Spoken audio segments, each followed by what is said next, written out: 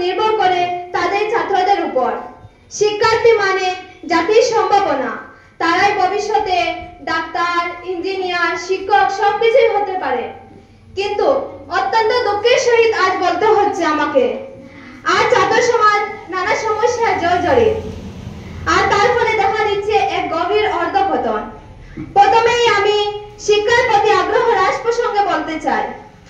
আগে শিক্ষার্থীরা জ্ঞান অর্জনের জন্য উৎসাহী থাকত, কষ্ট করে বই পড়ত, শিক্ষককে শ্রদ্ধা করত।